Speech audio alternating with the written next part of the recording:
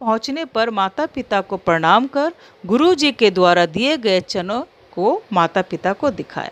दोनों अपने अपने घर पहुंचकर माता पिता को दिखाएं कि गुरुजी ने उन्हें चना दिया है। तो प्रियतम क्या किया, उसे गुरुजी का श्रेष्ठ प्रसाद समझकर उसे कपड़े में बांधकर मंदिर में रख दिया और रोज उसकी पूजा बत्ती होने लगा। परंतु बनवारी क्या किया, उस एक मुट्ठी चने को क्या है खेत में बो दिया। उससे एक टोकरी चना हो गया, फिर उसने बो दिया। इस तरह से कई साल में बहुत चना हो गया और इस चने को बेचकर ही वह अमीर आदमी बन गया। उसके पास अभी और ज़मीन हो गया, उसने और ज़मीन खरीद ली, साथ ही साथ बैल भी खरीद लिया और यहाँ तक कि अब उसके खेतों में मजदूरी करने के लिए लोग भी काम करते थे। वह पूरे काम की देखभाल पूरी लगन, मेहनत और ईमानदारी से करता। इस तरह से कई वर्ष बीत गए, यानी अपनी मेहनत, ईमानदारी और लगन से वो अमीर आदमी बनकर सुखी जीवन जीने लगा। एक दिन गुरुजी उसी गांव से कहीं जा रहे थे, तो उन्होंने सोचा कि मेरे दोनों शिष्य यहाँ हैं, चलो मिल लेते हैं। तो सबसे पहले वो प्रियतम के घर गए। वहाँ वे क्या देख रहे हैं, बेचारा प्रियतम दुखी जीवन जी रहा है। उनके दिए चनों के सामने प्रतिदिन धूप बत्ती करता है। वो चने मंदिर में रखे देख गुरुजी हैरान हो गए। इतने सालों से वो चने उसी मंदिर में है और रोज़ वह धूप बत्ती जलाकर उसकी पूजा करता है। गुरुजी एकदम आश्चर्य हो गए कि ये क्या किया इसने।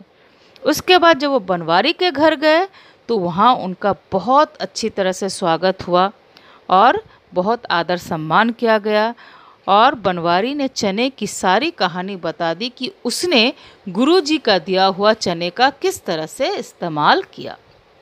गुरुजी बड़े प्रसन्न होकर बोले, मैंने तुम दोनों को एक समान शिक्षा दी। नेचुरल बात है कि शिक्षक जो हैं अपने बच्चों को हमेशा एक ही समान शिक्षा देते हैं। लेने का जो तरीका होता है या दिमाग होता है वो बच्चों का अलग अलग होता है। एक समान प्रसाद भी दिया, दोनों को चना एक समान दिया, मगर तुम दोनों को अपने अपने कर्म के अनुसार ही फल मिला।